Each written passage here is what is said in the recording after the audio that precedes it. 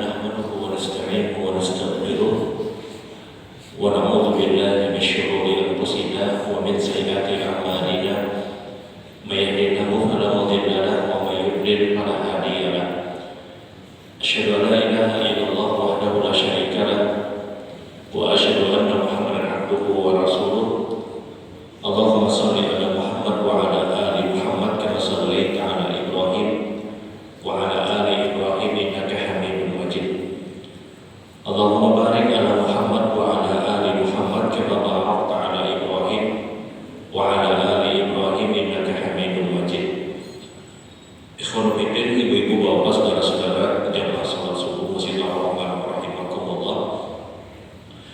Alhamdulillah, sama-sama kita bersyukur kepada Allah. Kemudian tentunya salat serta salam kita tujukan kepada Nabi dan kepada Rasul kita Nabi Muhammad sallallahu alaihi wasallam.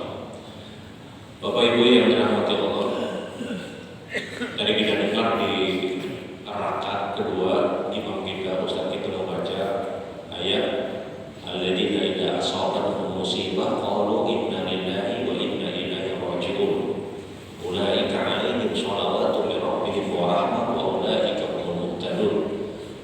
Orang-orang yang mendapatkan musibah, orang-orang yang mendapatkan musibah, kemudian mereka mengembalikan semua urusannya kepada Allah dengan mengatakan inna lillahi wa inna ilaihi raji'un. Kita semua adalah milik Allah dan kita akan kembali kepada Allah Subhanahu wa taala. Maka hasilnya kata Allah, ulaika 'alaihim shalawatu min rabbihim wa rahmah. Maka mereka akan mendapatkan salawat langsung dari Allah.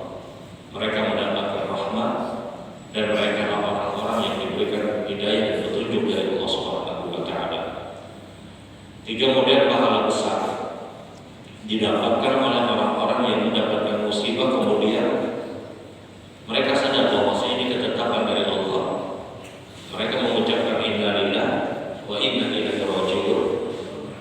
Mereka mendapatkan salawat dari Rabbihim. Di antara makna salawat adalah ditetapkan keberkahan. Ditetapkan keberkahan. Dia akan mendapatkan keberkahan setelah dia dapat musibah dengan dia mengembalikan semuanya kepada Allah. Kebaikan yang dimaksud adalah al-khairat allati la tuqta. Yang dimaksud dengan keberkahan adalah kebaikan-kebaikan yang tidak akan pernah terputus, terus dia mendapatkan kebaikan. Kemudian pahala yang kedua yang disebutkan oleh Allah Subhanahu wa taala adalah mereka mendapatkan rahmat. Mereka mendapatkan rahmat. Dan kita tahu syarat mutlak seseorang itu berada di dalam surga Allah adalah dia lebih dulu untuk mendapatkan rahmat dari Allah Subhanahu wa taala. Boleh jadi musibah yang terjadi pada diri seseorang, kemudian dia kembalikan semuanya urusannya kepada Allah, dan dia sadar boleh jadi sebab musibah tersebut melapangkan dia untuk berada di dalam surga Allah Subhanahu wa taala. Kemudian pahala besar yang ketiga adalah mereka orang-orang yang telah diberikan hidayah dan petunjuk dari Allah Subhanahu wa taala. Artinya mudah sekali mereka melakukan kebaikan dengan hidayah dan petunjuk dari Allah. Setelah musibah yang dia dapatkan kemudian dia bersabar. Inilah tiga pahala besar yang didapatkan oleh orang-orang yang mendapatkan musibah kemudian mereka kembalikan semuanya kepada Allah. Namun ada pernyataan Nabi Sallallahu Alaihi Wasallam, ada sabda Rasul Sallallahu Alaihi Wasallam, seseorang itu juga bisa mendapatkan pahala besar sebagaimana orang yang mendapat musibah, orang yang mendapat musibah yang dia mengembalikan semuanya urusannya kepada Allah, walaupun ketika itu dia tidak mendapatkan musibah. Siapa mereka? Disebutkan dalam hadis Nabi Sallallahu Alaihi Wasallam, man aza musaban falahu rizqu ajri. Siapa yang bertakziah kata Nabi, siapa yang bertakziah, maka dia mendapatkan pahala sebagaimana pahala orang yang mendapatkan musibah. Orang yang bertakziah kata Rasul, dia mendapatkan pahala sebagaimana pahala orang yang mendapatkan musibah. Artinya seorang yang bertakziah dengan takziah yang ditetapkan dan dianjurkan Nabi Sallallahu Alaihi Wasallam, yang berkesesuaian dengan apa yang diajarkan Rasul, orang-orang ini punya peluang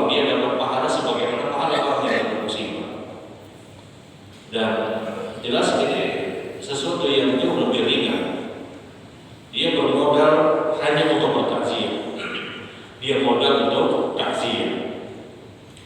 Selama takziah dia adalah takziah yang diajarkan Rasul SAW, maka dia punya peluang untuk mendapatkan pahala sebagaimana pahala orang-orang yang mendapatkan musibah. 3 pahala besar sebagaimana yang disebutkan oleh Allah Subhanahu wa taala. Salawatu min rabbihim wa rahmah wa ulaika humul muhtadun. Ditetapkan keberkahan, diberikan rahmat oleh Allah dan diberikan hidayah dan petunjuk dari Allah Subhanahu wa taala. Kita yang tidak mendapatkan musibah, umumnya musibah itu berkaitan dengan kematian seseorang umumnya. Dan secara umum kita memandang bahwasanya kematian dari keluarga atau kematian dari orang yang terdekat itu dianggap musibah yang besar umumnya. Sehingga seseorang yang bertakziah kepada saudara, keluarga, atau bahkan hanya mungkin temannya saja atau kaum muslimin secara umum, dia punya peluang untuk mendapatkan pahala seperti pahala orang-orang yang dapat musibah tadi. Sekali lagi dengan syarat takziah adalah takziah yang sesuai dengan apa yang dianjurkan Rasul Sallallahu Alaihi Wasallam. Di antara takziah yang diajarkan Nabi Sallallahu Alaihi Wasallam adalah yang pertama, niat kita bertakziah. Niat kita bertakziah adalah ikhlas. Ikhlas untuk memberikan semangat dan menghibur orang-orang yang mendapatkan musibah. Dan meluruskan niat, mengikhlaskan niat itu perlu, bahkan sesuatu yang diwajibkan ketika kita bertakziah. Yang sampai pada saat kita bertakziah, fokus utama kita adalah adanya kawan-kawan bertakziah bareng. Nah, ini akan mencederai pahala yang semestinya kita dapatkan. Rasa kada nyaman, kemudian dilakukan sebuah kebaikan. Dikhawatirkan perbuatan tersebut bukan berdiri pada sebuah keikhlasan. Kalau ada orang yang dapat musibah, saudara, keluarga, atau mungkin anak atau teman kita, dan kita tahu ada syariat takziah pada saat orang itu dapat musibah, datanglah kita ke tempat tersebut, mohon maaf karena ketidaknyamanan kita dengan orang tadi, bukan lagi karena Allah Subhanahu wa taala. Ini menjadi pahala besar yang semestinya kita dapatkan. Takziah itu harus ikhlas. Tujuan pokok takziah adalah untuk menjadikan orang tersebut yang dapat musibah dia lebih bersemangat, dia terhibur dengan kedatangan kita. Ini tujuan pokok. Kemudian juga tujuan pokoknya adalah mendoakan orang-orang tersebut dan mendoakan jenazah tadi. Ini tujuan pokok. Jadi dia harus sadar ketika kita bertakziah, ini niatnya untuk apa? Karena sayang pahalanya besar. Di saat kita keluar dari rumah kita ingin bertakziah, ketika kita melangkah kaki kita keluar dari rumah kita untuk bertakziah, kita harus yakin ini ikhlas karena Allah, bukan karena ketidaknyamanan kita, bukan karena nyaman tetangga karena bertakziah. Tidak seperti itu. Kita takziah itu ikhlas karena Allah Subhanahu wa taala. Karena sayang sekali ini pahala begitu besar. Pahala yang ibadah ini ringan, amalan ini ringan, tapi pahalanya begitu besar. 3 model pahala didapatkan sebagaimana pahala orang-orang yang mendapatkan musibah. Dia ikhlas karena Allah Subhanahu wa taala. Syarat yang kedua untuk mendapatkan pahala besar tersebut adalah setelah dia ikhlas, dia datang ke tempat tersebut, maka dia temui orang yang mendapatkan musibah, keluarga yang mendapatkan musibah, orang yang terdekat dengan mayit, dengan jenazah tersebut. Kalau jenazahnya seorang perempuan, maka dia temui mungkin suaminya, dia temui mungkin orang tuanya, kalau dia masih punya orang tua, dia temui mungkin anak-anaknya. Ini orang-orang yang terdekat, orang-orang yang terdekat dia temui, dan tidak serta-merta takziah itu mohon maaf datang ke tempat orang yang mendapatkan musibah, duduk di luar ya, berbendera atau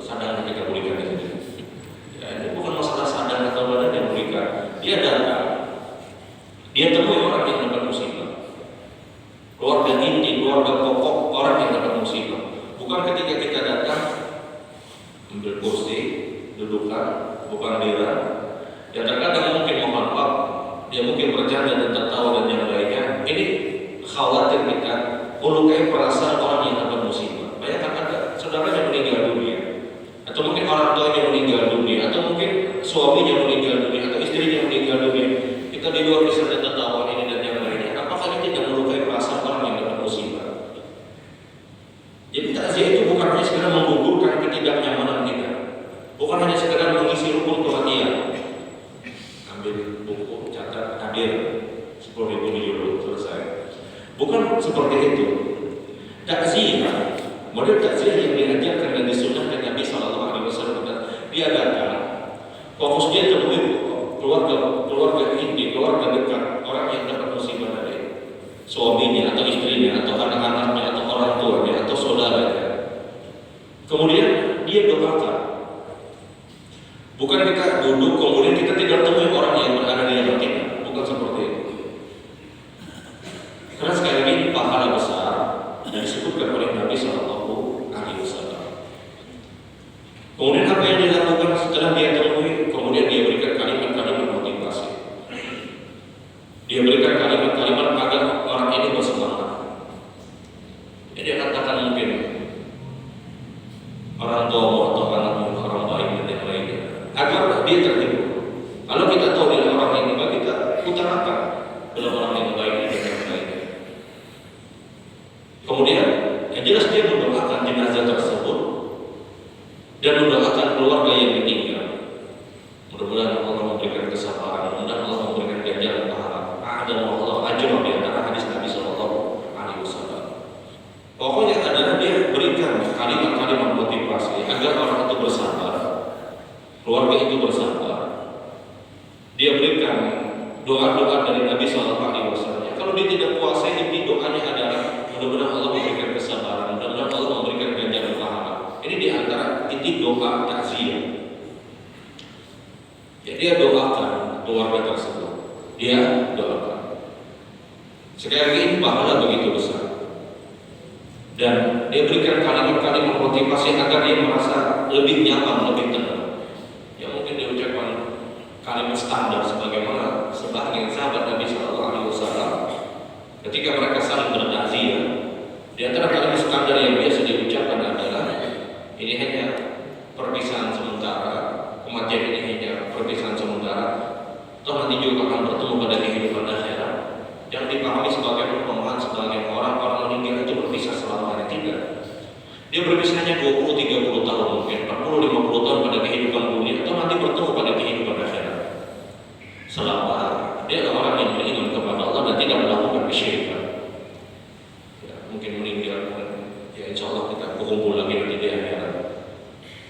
Dia berikan kalimat-kalimat seperti itu. Ini kalimat standar yang biasa disampaikan oleh sebagian para sahabat untuk memberikan pesan kepada keluarga yang meninggal, dia benar diwafatkan, ini telah ditakdirkan oleh Allah, dan ini yang terbaik dengan takdir Allah Subhanahu wa Ta'ala. Kemudian dia katakan ini tidak berpisah sementara, insya Allah nanti bertemu pada kehidupan akhirat. Dia sampaikan kalimat-kalimat tadi. Kemudian dia doakan jenazah tadi. Dia doakan jenazah.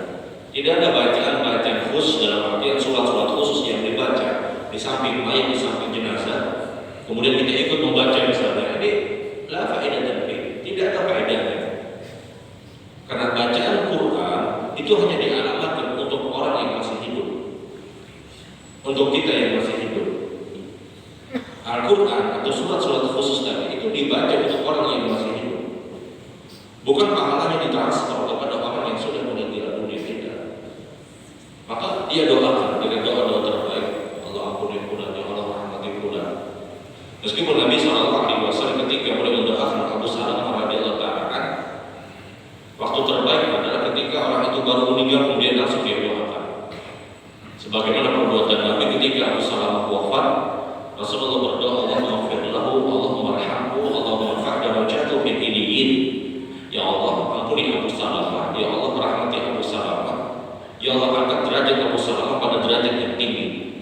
Kapan doa itu cerita Nabi Shallallahu Alaihi Wasallam, ketika Abu Salamah baru meninggal, Rasulullah datang kemudian langsung beliau mendoakan. Ini waktu terbaik.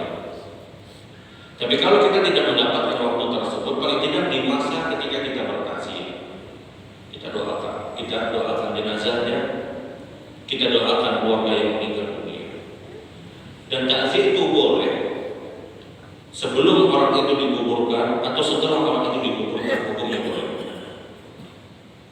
Jenazah itu sudah dikuburkan dan kita belum bertakziah kepada keluarganya, kita boleh masih untuk bertakziah. Khilaf para ulama apakah boleh lebih dari 3 hari. Dalam artian jenazahnya sudah wafat, di hari yang ketiga kita baru bertakziah. Ulama berbeda pendapat. Sebagian ulama memperbolehkan, sebagian ulama tidak memperbolehkan. Karena alasan yang menyatakan tidak memperbolehkan adalah biasanya kalau sudah di hari yang ketiga, keluarga yang ditinggal sudah merasa mulai tenang, sudah mulai nyaman perasaannya. Tahu-tahu kita datang bertakziah, maka mereka akan ingat lagi kematian keluarga kita tadi. Ini yang tidak diharapkan. Sehingga sebagian ulama pun menyatakan kalau sudah lebih dari hari 3, hari yang ketiga tidak ada lagi takziah. Kecuali keluarga-keluarga dekat, kecuali keluarga-keluarga jauh yang dia belum bertakziah.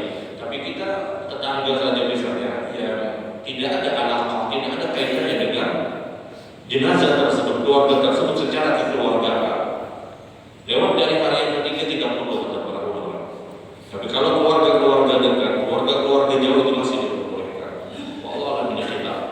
Intinya takziah itu boleh setelah orang itu dikuburkan, sebagaimana perbuatan Nabi Shallallahu Alaihi Wasallam. Beliau selesai menguburkan jenazah, beliau datang ke rumah orang yang mendapatkan musibah. Kemudian Nabi doakan keluarga tersebut. Dan ini dalil kata para ulama bolehnya takziah setelah kita menguburkan jenazah. Tapi sebelum kita menguburkan jenazah, ini yang paling sering dilakukan Rasul Sallallahu Alaihi Wasallam.